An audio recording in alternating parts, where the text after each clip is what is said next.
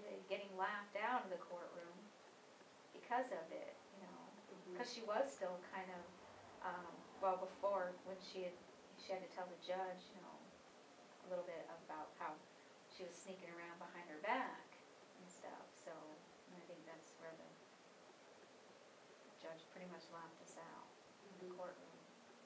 So you took it upon yourselves to, because you were concerned about his behavior and possibly what he could do, you took it upon yourselves to go to court and then felt like it was not worth the time or nobody took you seriously? No, they didn't take us seriously, and Kevin never even showed up for court either, and nothing happened to him.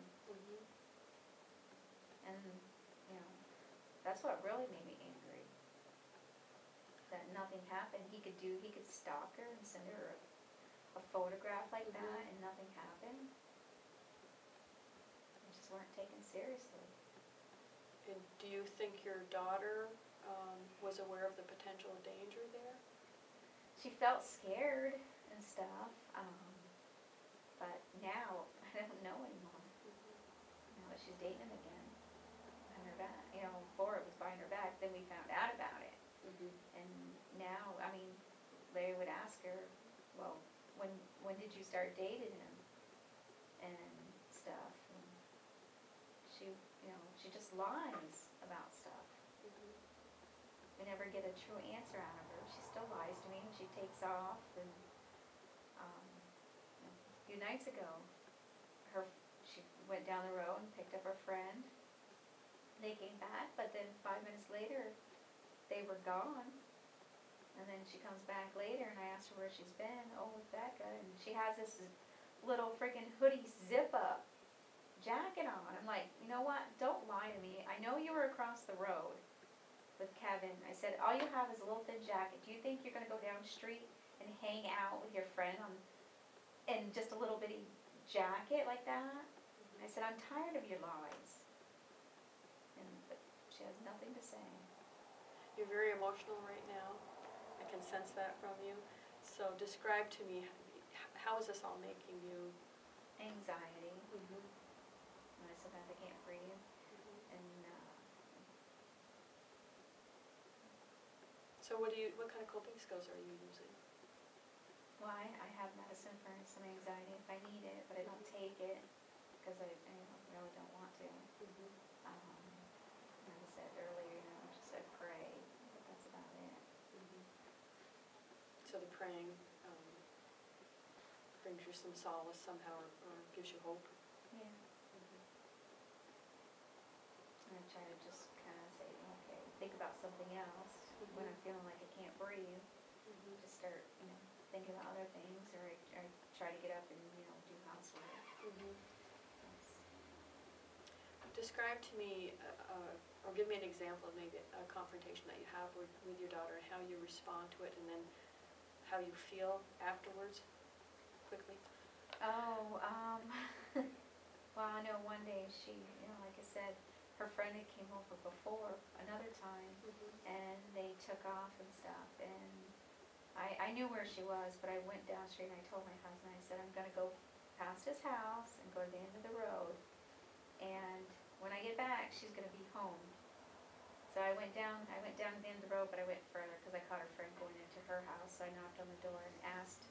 She goes, well, Jossie's at her boyfriend's. I told her it was a bad idea. I said, well, I kind of figured, I knew what you guys were, you know, up to and stuff. So when I did get back home, I was very angry with her because I knew she lied and snuck out. So I started out talking to her, but then when she proceeded to ignore me, I started to yell at her. And then I felt worse and stuff. But sometimes I find that I do have to yell at her to get her to listen, and I shouldn't have to yell at her. So your feeling is that there should be a general understanding on her part that there are some rules that she needs to follow, and that you shouldn't have to get to the point of being so upset with her. Yeah. And it makes me feel bad because I had to yell at her. But it takes yelling to kind of make her see that, okay, Mom's mad now.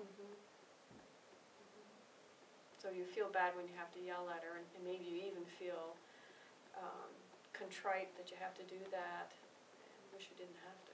Yeah.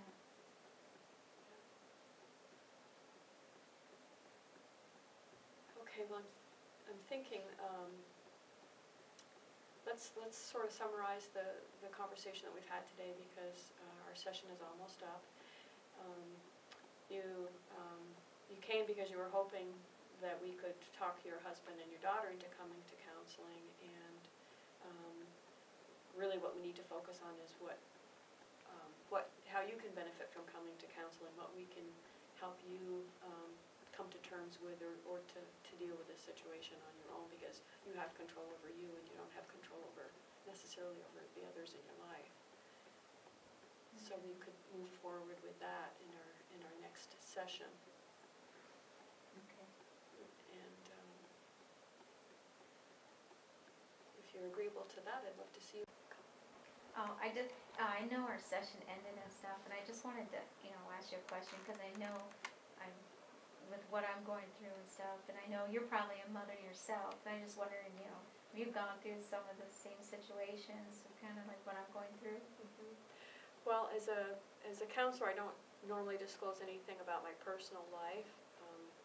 I can tell you that, in family dynamics, there's always difficulties that come up and issues that have to be resolved. So what you're going through isn't necessarily uncommon. Hopefully, this is something that we can address. And if you'd like to talk about this some more in our next session, I'd be happy to do that with you. Yeah, I would, because I know I know every parent goes through this, I know, but I just didn't know if what ways they might have handled the situation, or, so I just thought I would ask you that question, because Right. Well, what we can discuss is how you can handle your situations, and talk about different methods to help.